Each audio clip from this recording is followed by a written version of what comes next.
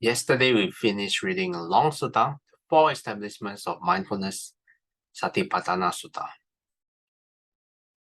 Today, we're going to dive into another pretty long sutta. We would probably finish this in at least 3 days. Mindfulness of breathing. At Savatthi, the Venerable Ananda approached the Blessed One, paid homage to him, sat down to one side, and said, "Venerable Sir, is there one thing which, when developed and cultivated, fulfills 4 things? And 4 things which, when developed and cultivated, fulfill 7 things? And 7 things which, when developed and cultivated, fulfill 2 things."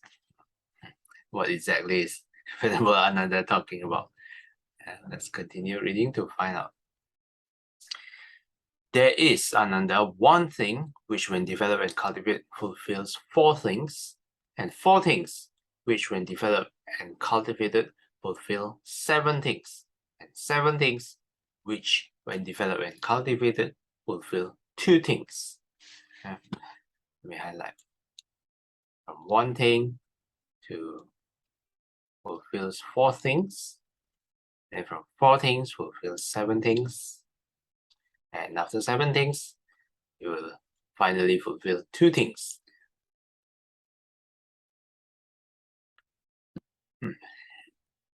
Then Venerable Ananda asks again, "But Venerable Sir, what is the one thing which, when developed and cultivated, fulfills 4 things, and the 4 things which, when developed and cultivated, fulfills 7 things, and the 7 things, when developed and cultivated, fulfill 2 things?" I wonder if people really talk that way during the Buddha's time. Very long-winded. Ask this, I say one time and then ask again. In the modern times, people would lose patience. Just directly ask the question. Concentration by mindfulness of breathing, Ananda, is the one thing. Finally, we get to the one thing. Concentration of mind by mindfulness of breathing. When developed and cultivated, fulfills 4 things, 4 establishments of mindfulness. The 4 establishments of mindfulness, when developed and cultivated, fulfill the 7 factors of enlightenment. The 7 factors of enlightenment, when developed and cultivated, fulfill 2 things: true knowledge and liberation. This is the summary of the sutta, basically. Okay? Next one, we're going to dive deep. Sister Shami, would you like to continue? Fulfilling the 4 establishments of mindfulness. How, Ananda, is concentration by mindfulness of breathing developed and cultivated so that it fulfills the 4 establishments of mindfulness? Here, Ananda, a monk, having gone to the forest, to the foot of a tree, or to an empty hut, sits down. Having folded his legs crosswise, straightened his body, and set up mindfulness in front of him. Just mindful, he breathes in. Mindful, he breathes out. Breathing in long, he knows I breathe in long. Breathing out long, he knows I breathe out long. Breathing in short, he knows I breathe in short. Or breathing out short, he knows I breathe out short. He trains thus, experiencing the whole body, I will breathe in. He trains thus, experiencing the whole body, I will breathe out. He trains thus, tranquilizing the bodily formation, I will breathe in. He trains thus, tranquilizing the body formation, I will breathe out. Okay, thanks, Sister Shami. Footnotes number 54. From this point on, the sutta closely corresponds with the second part of the Anapanasati Sutta, Majjhima Nikaya 118, the first part of which is a prelude to the instructions on mindfulness of breathing. The first tetrad is identical with the passage on mindfulness of breathing in the contemplation of the body section of the Satipatthana Sutta just above.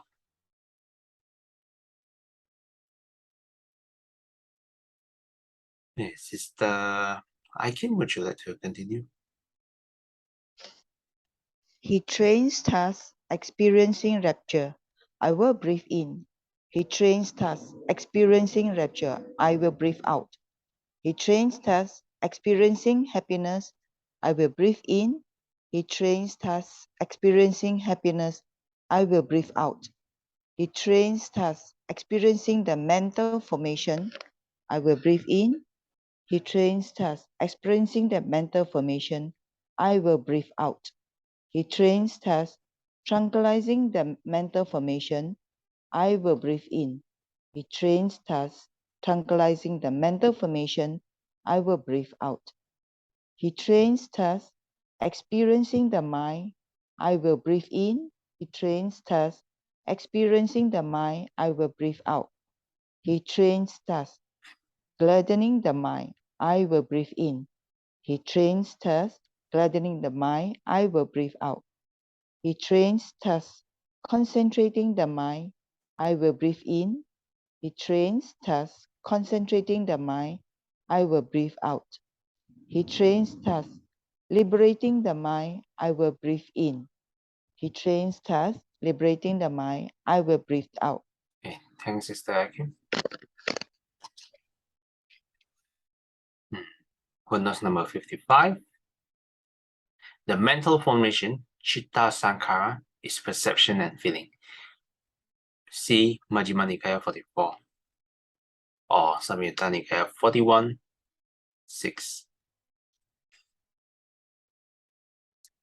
Footnote number 56. From Visuddhimagga, liberating the mind from hindrances by the first jhana, and from the grosser jhana factors by attaining successively higher jhanas, and liberating it from the cognitive distortions by means of insight knowledge. Okay, Sister Billy, would you like to continue?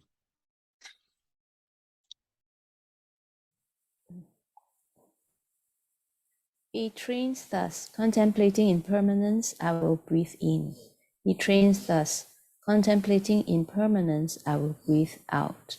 He trains thus, contemplating fading away, I will breathe in. He trains thus, contemplating fading away, I will breathe out. He trains thus, contemplating cessation, I will breathe in. He trains thus, contemplating cessation, I will breathe out. He trains thus, contemplating relinquishment, I'll breathe in. He trains thus, contemplating relinquishment, I'll breathe out. Okay, thanks, Sister Thank Billy. you.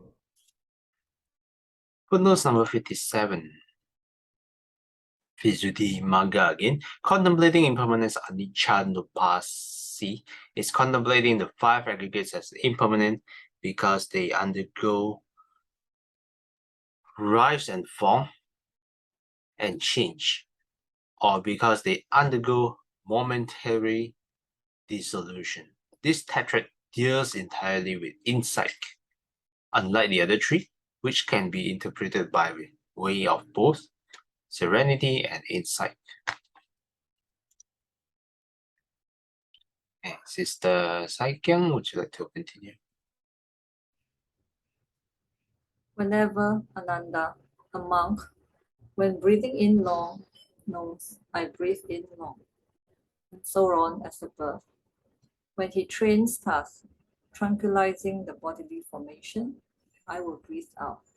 On that occasion, the monk dwells contemplating the body in the body, ardent, clearly comprehending, mindful, having subdued longing and dejection in regard to the world. For what reason? I call this a certain kind of body, Ananda, that is, breathing in and breathing out. Therefore, Ananda, on that occasion, the monk dwells contemplating the body in the body, ardent, clearly comprehending, mindful, having subdued longing and dejection in regard to the world. Whenever Ananda, a monk trains thus, experiencing rapture, I will breathe in. When he trains thus, tranquilizing the mental formation, I will breathe out. On that occasion, the monk dwells contemplating feelings in feelings, ardent, clearly comprehending, mindful, having subdued longing and dejection in regard to the world. For what reason? I call this a certain kind of feeling, Ananda, that is, close attention to breathing in and breathing out. Therefore, Ananda, on that occasion, the monk dwells contemplating feelings in feelings, ardent, clearly comprehending, mindful, having subdued longing and dejection in regard to the world. Okay, thanks, Sister Second. Footnotes number 58. The commentary, SPK, attention is not actually feeling, but this is a heading of the teaching. In this tetrad, in the first praise, feeling is spoken of indirectly under the heading of rapture, which is not a feeling. In the second praise, it is referred to directly as happiness, pleasant feeling. In the third and fourth praises, feeling is included in the mental formation.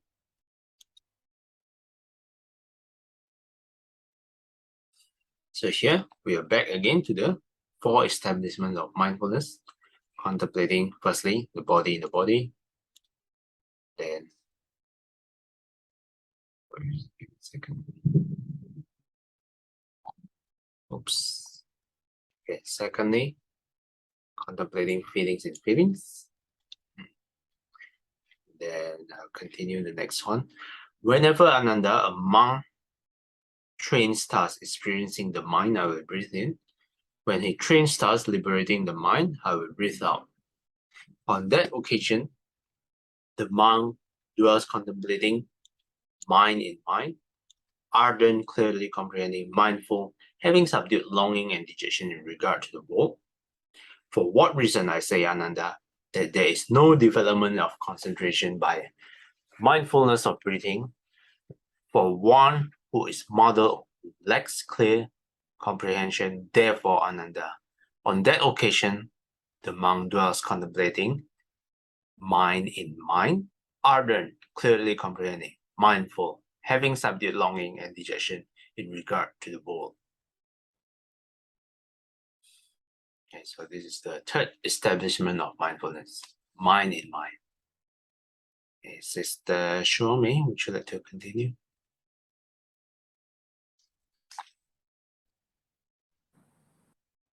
Sorry, Yeah. Whenever Ananda, a monk trains thus, contemplating impermanence, I will breathe in. When he trains thus, contemplating relinquishment, I will breathe out.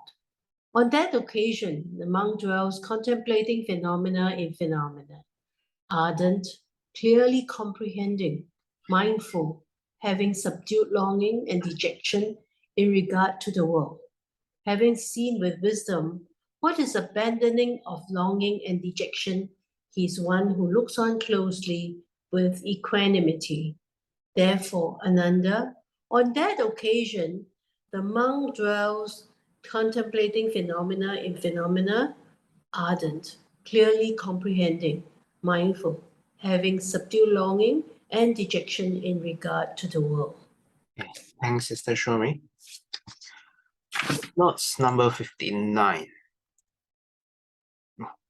Very long footnotes.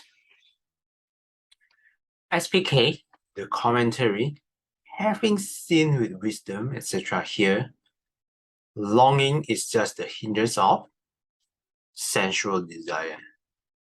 By dejection, the hindrance of ill will is shown.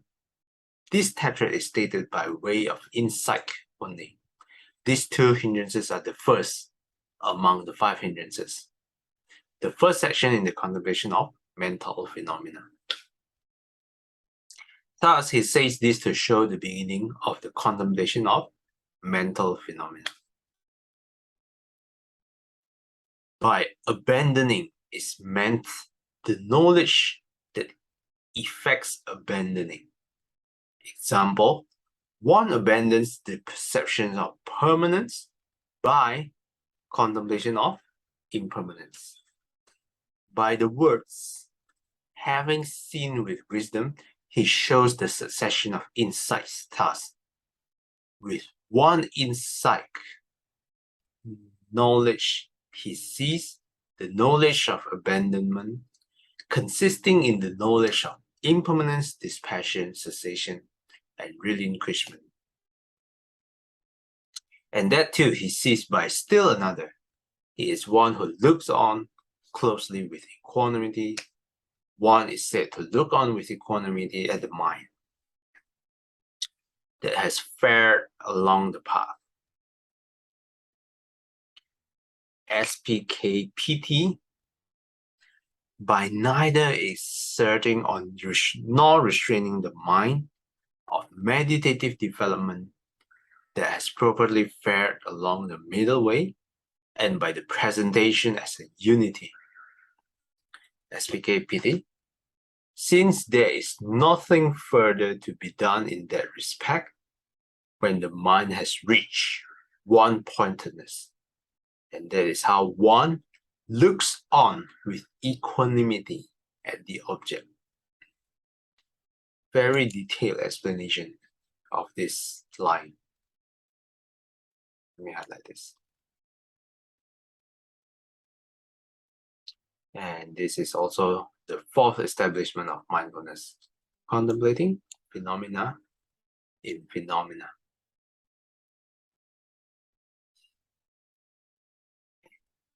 Sister Aikim, would you like to continue? It is, Ananda, when concentration by mindfulness of breathing is developed and cultivated in this way, that it fulfills the 4 establishments of mindfulness. 2. Fulfilling the 7 factors of enlightenment. And how, Ananda, are the 4 establishments of mindfulness developed and cultivated so that they fulfill the 7 factors of enlightenment. Whenever, Ananda, a monk dwells contemplating the body in the body, on that occasion, unmuddled mindfulness is established in that monk.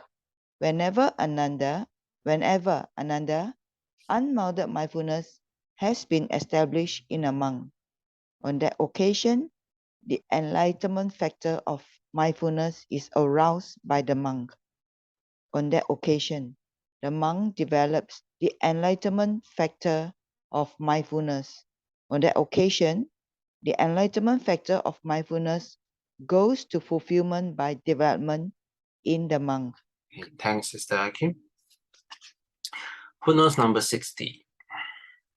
Sati Sambojjhanga. Bojjhanga is compounded from Bodhi plus Anga. Yeah, this is the Pali term. At Samyutta Nikaya 46.5, they are explained as the factors that lead to enlightenment.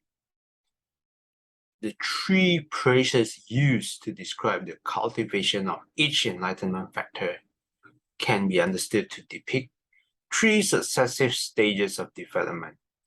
He arouses its initial arousal, he develops its gradual maturation, and it goes to fulfillment by development is its culmination. Okay, so far, any questions or comments? So we have covered mindfulness of breathing, which fulfills the 4 establishments of mindfulness, and then we start to read a little bit about the 7 factors of enlightenment. Anything you'd like to add? One Observation on the footnote 57, because I'm reading from the book, seems like there's a para missing in the text that we read just now. Okay. Yeah, 57. So, okay, this is 57. I think, let me go to the footnotes. Okay, yeah. I think the book only is covered under this. Okay, thanks for pointing this out, Sister Billy. Let me see. Okay, let's read that. Okay, Sister Billy, would you like to read the missing paragraph? Okay, yeah. Contemplating fading away, viraganupasi, and contemplating cessation, nirodhanupasi, can be understood both as the insight into the momentary destruction and cessation of phenomena and as the supramundane path, which realizes nibbana as the fading away of lust, viraga, dispersion, and the cessation of formations. Contemplating relinquishment, patinisaganupasi, is giving up, parichaga, or abandoning, pahana, defilements through insight and entering into pakandana, nibbana, but attainment of the path. Okay, thanks, Sister Billy. Yeah, sometimes when going through the footnotes with multiple paragraphs, the book will cut it out. So that's why we have to go directly to the actual footnotes. Thanks again for pointing that out, Sister Billy. Okay, any questions or comments for what we have read just now? Can I just ask, is rapture mental formation? Rapture, mental formation. Does anyone have answer?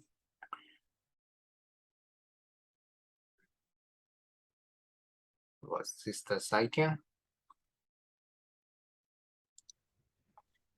Here, just now the footnote did say about having mental formation is equals to feeling and perception, that kind of thing. So it's a bit, I don't know, it's a bit confusing for me, because normally when we read the five aggregates, it goes form first, then feeling arise, then perception, then followed by mental formation.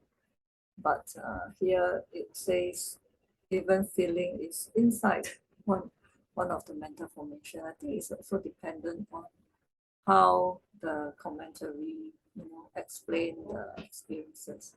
But like rapture, happiness, and all that, I suppose it is part of mental formation. If I'm not wrong, I really don't know the answer. Yeah, this is a little bit technical, but probably better check with Venerable to be very sure. Thanks for the question, Sister Shuri.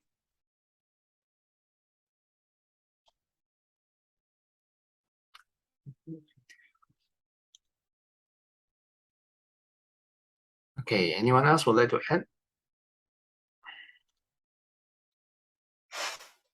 As just I read on, I just can't help but remind me of Venerable Thich Nhat Hanh, when he do the Anapanasati meditation, or rather he doesn't tell you that he's doing Anapanasati meditation.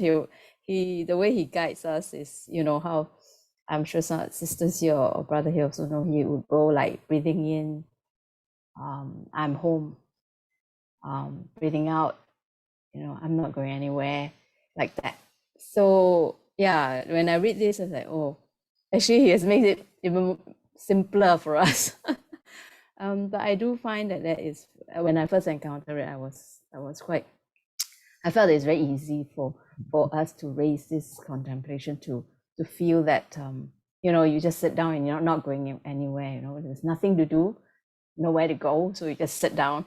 So yeah, I find that very, very helpful. So when I read this, I'm like, oh, okay. and can actually do a very basic thing using the breathing in, breathing out, and remind ourselves. Thanks for the comment, Sister Billy. Sister Shomei was nodding violently in agreement. I think because I came across Thai's breathing in, breathing out method first. And then later on, when I listened to a talk on Anapanasati Sutra by Dr. Ng Yuan Yan in Buddhist worship, I then realized, hey, actually that's what Thai did. Yeah. so now we get to see the source of the inspiration on why they do it that way. Very good. Thanks for the comment. It's also good to hear that some people do use this sutta to teach meditation, teach mindfulness of breathing, which is good because they base something on the direct source itself. They base their teaching on the direct source, which is the sutta.